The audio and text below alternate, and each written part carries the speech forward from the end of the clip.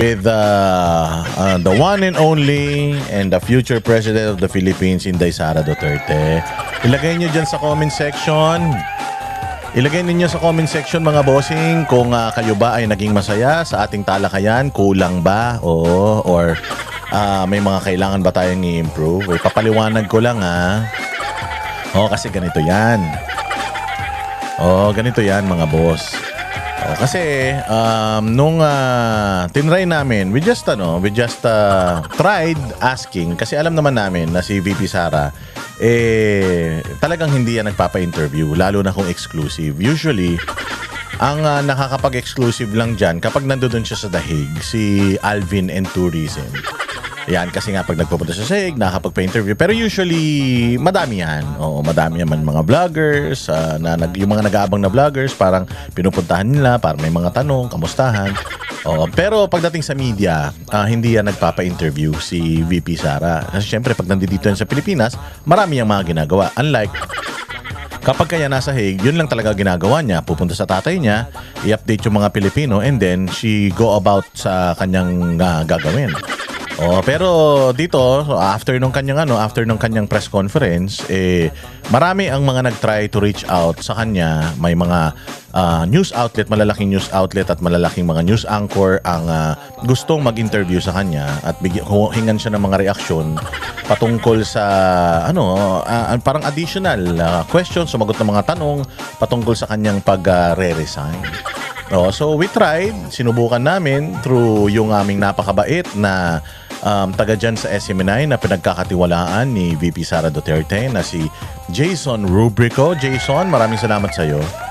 Kasi siya ang siya ang media. Kumbaga siya ang OVP beat. Siya ang naka-assign sa Office of the Vice President. Kasi bawat ahensya ng gobyerno, yung mga hindi naman lahat. Pero ayan, sa Congress, meron silang Congress na team sa Congress, meron silang team sa Senate, meron silang Malacanang Press Corps, tapos meron din sila sa NBI, sa DOJ, ayan, may mga reporters na dyan na mga naka-assign. So ang naka-assign dyan sa OVP, syempre si Jason Rubrico na matipuno, ang gwapo-gwapo. So syempre, yung aming bossing na si Hannah Jane Sancho, syempre yun ang aming manager. Yun ang aming bossing manager / teacher.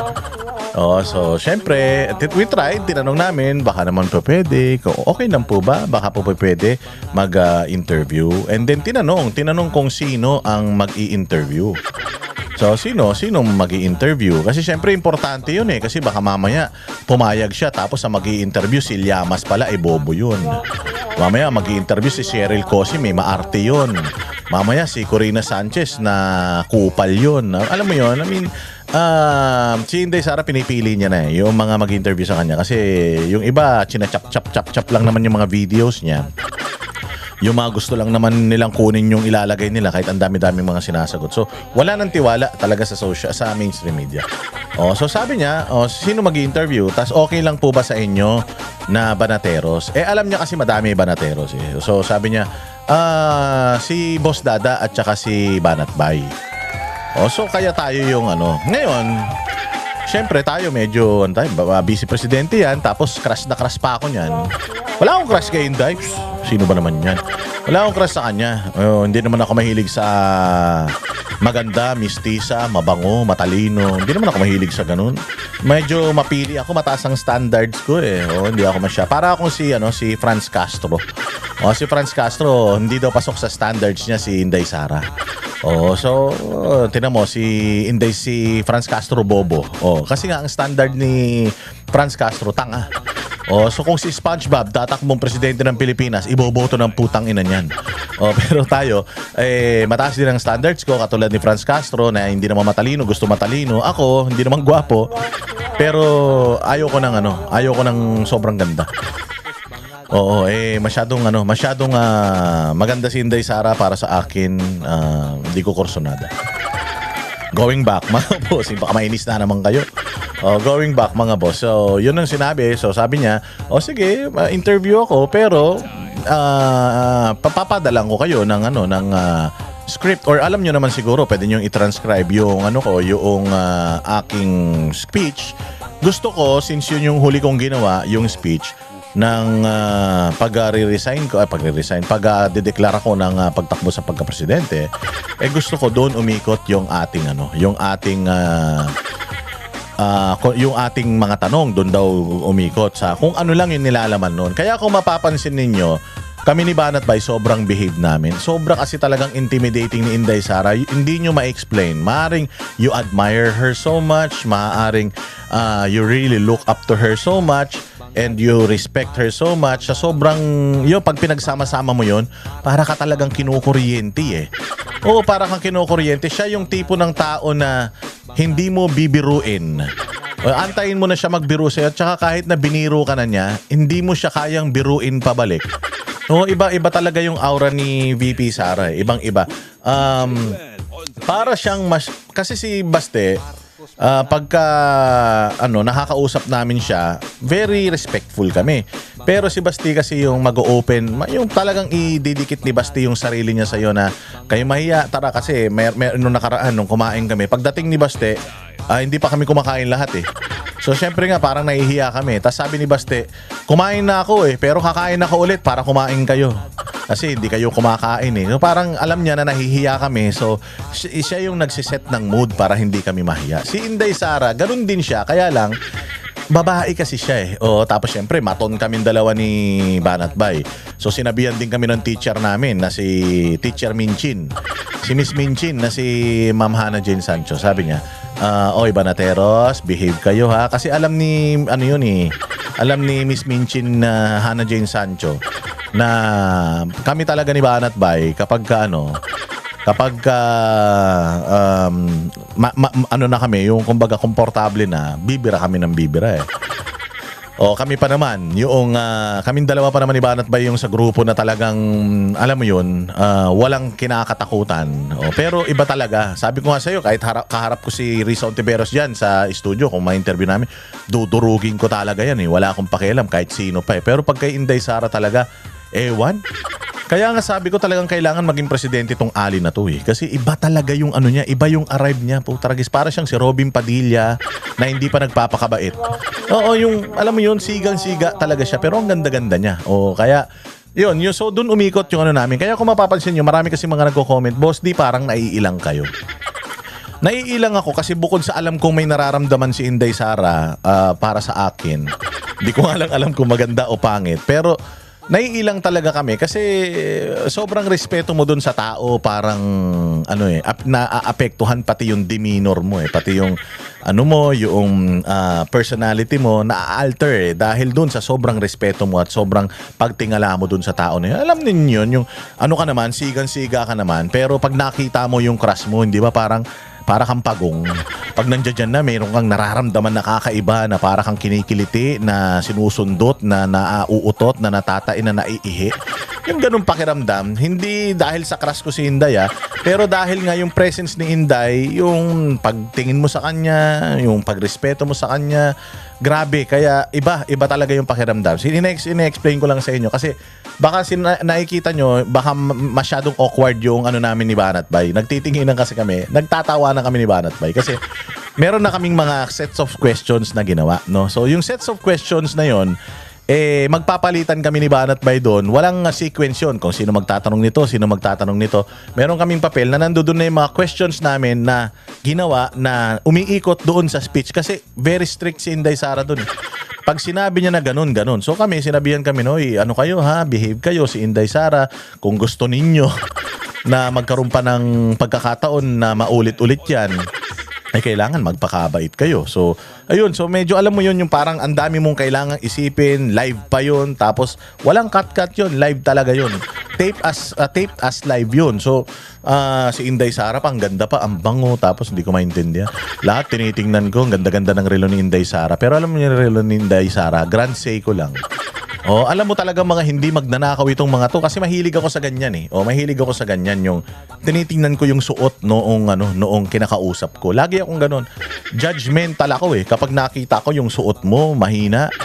Pag nakita ko yung relos mo, mas malakas yung relos ko kaysa sa'yo. Hindi, ibig sabihin, general yun General yun. Ang tao kasi materialistic talaga Hindi materialistic that you wanted na you want everything in the whole wide world. Pero yung mo yan, judger tayo eh. O parang, di ba, halimbawa, ikaw, kakausapin mo ba yung taong grasa? Di ba? Hindi mo siya kakausapin kasi taong grasa siya eh. O kung halimbawa ako, isa akong magaling na meron akong gustong ibenta sa'yo. O kung ibibenta ko sa'yo yung isang produkto na to, tapos bulok-bulok yung ipin ko, maniniwala ka ba sa akin? Kung loray-loray yung suot ko, maniniwala ka ba sa akin? Di ba? Siyempre hindi. So, minsan, yung first impression, importante yun. Kaya nga, pag pumupunta ka, nag-a-apply ka ng trabaho, di ba, nagdadamit ka ng maayos. Magdadamit ka ng disente kasi gusto mong isabihin dun sa i-interview sa'yo na disente ka, na matino ka, di ba? Ay, magra-rock and roll ka ba doon? Magmumohok ka ba pag nagpunta ka sa... Hindi ka matatanggap sa trabaho. So, ganun ako. Kasi ako, corporate ako eh. And may posisyon ako dati sa aming kumpanya at nag-i-interview ako ng mga empleyado. Naging hiring manager ako.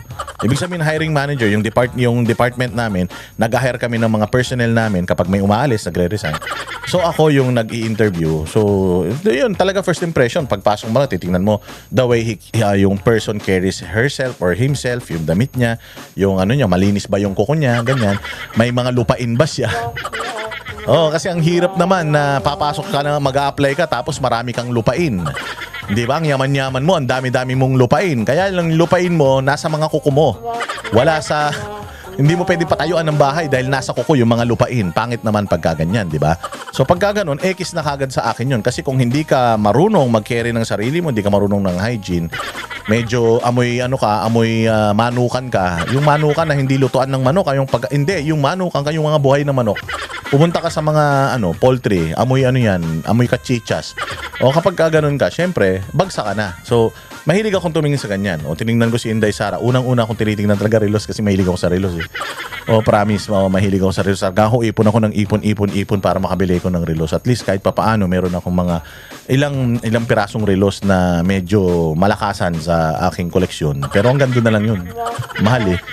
So yun, so mahilig ako. So tiningnan ko yung relos, yun yung una kong tinitingnan habang kinakausap siya ni Banat Bay. Tinignan ko, ang ganda. Yung relos niya, Grand Seiko. Oo.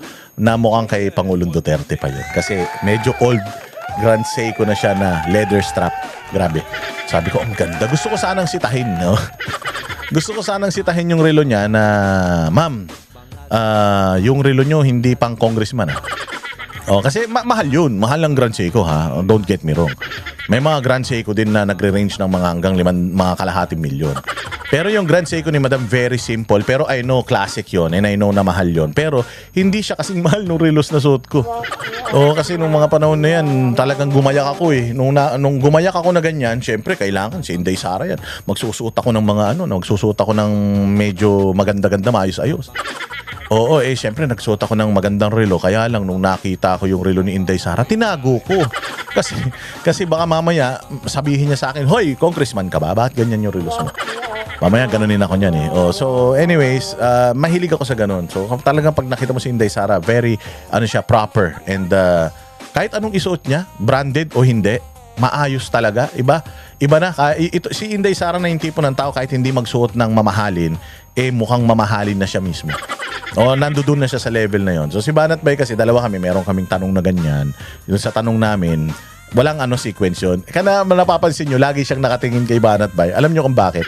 Kasi lagi akong nakayuko. Kasi nga conscious ako. Gusto kong itanong yung mga tanong. Gusto ko, pag itinanong ko, medyo hindi parang robot. So nakatingin ako dun sa mga tanong ko, tapos ina-articulate ko siya ng so nakafocus ako dun. Si Banat Bay, hindi siya makatingin sa papel niya dahil nakatingin sa kanya lagi si Inday Sara. Kaya galit na galit siya sa akin.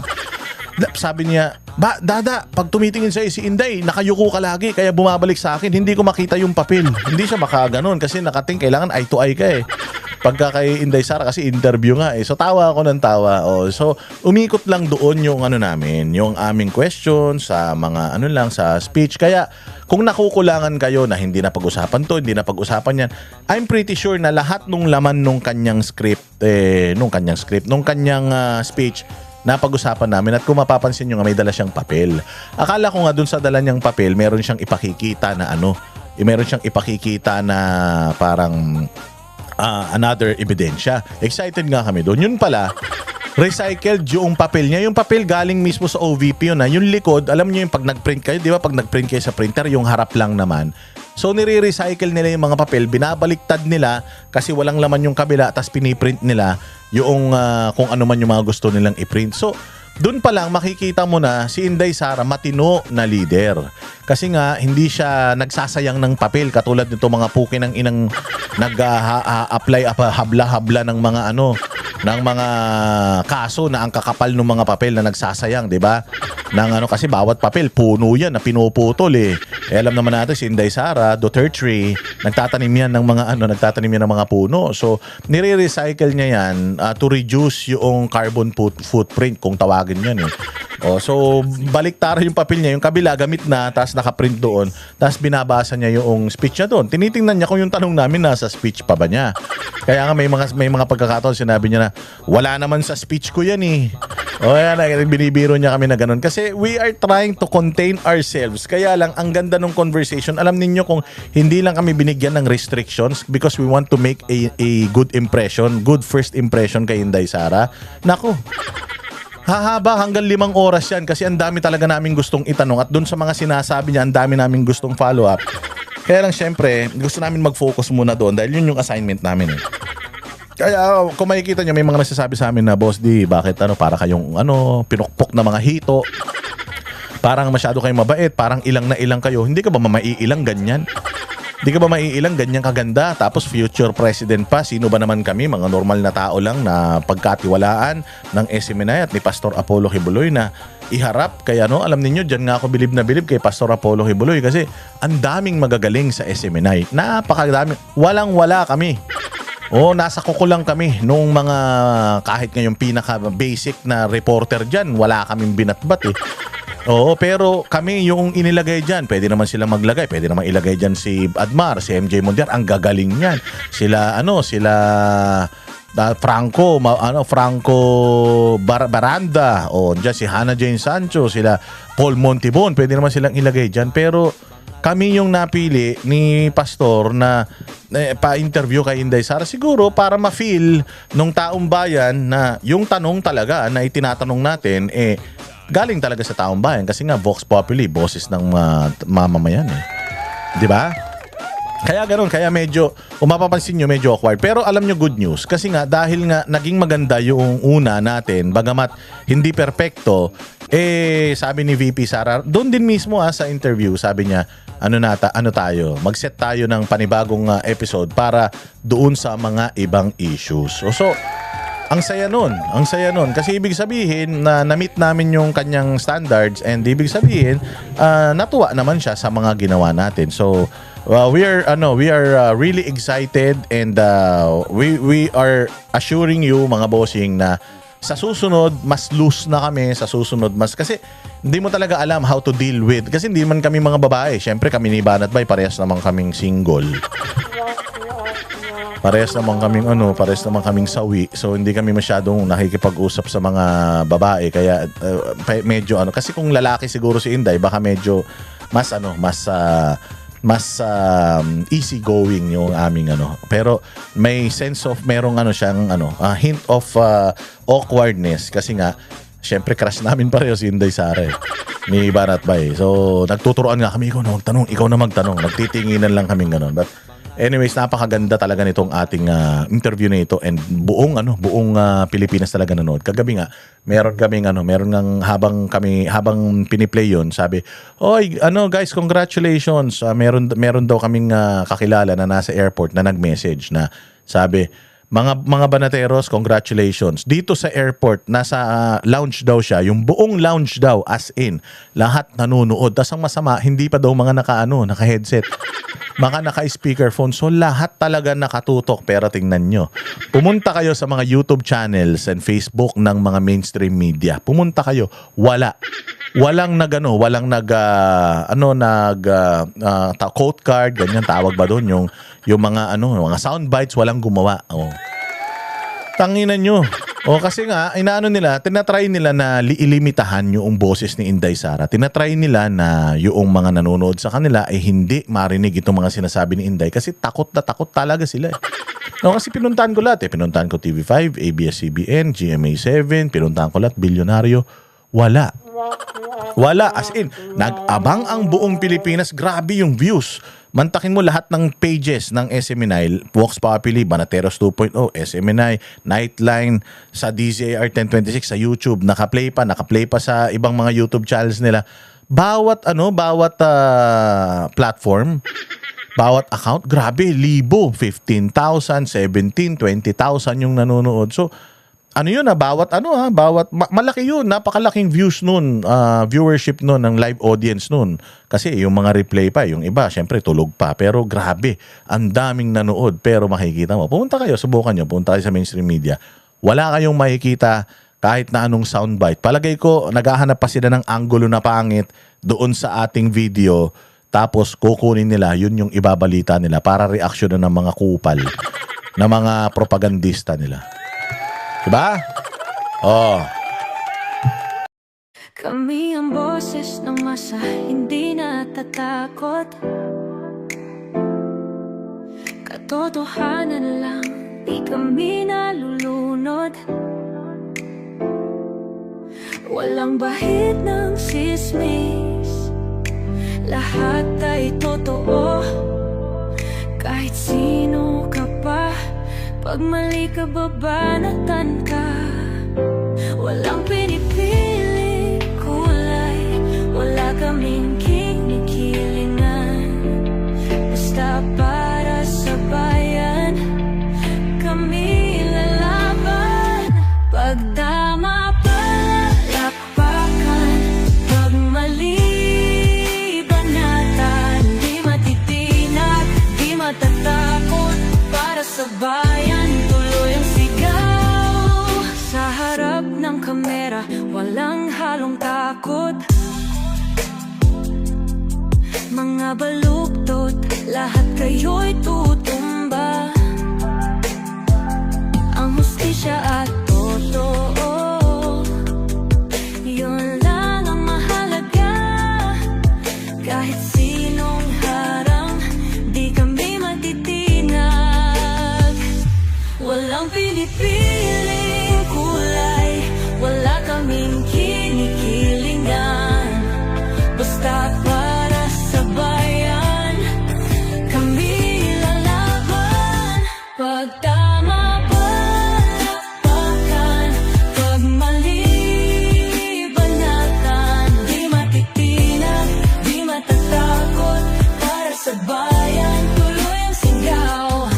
Kung nasa tama ka, ikaw ay aming kasama. Pero pag mali ka, handa ka na bang mabasag? Banateros kami, walang inuunan.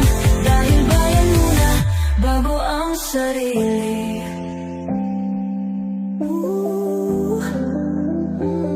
Bago ang sarili.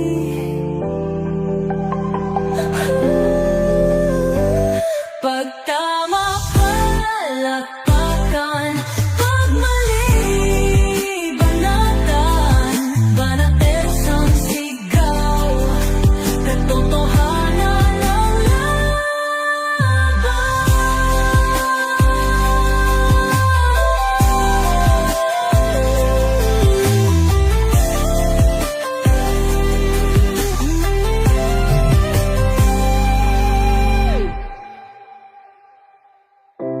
Sa harap ng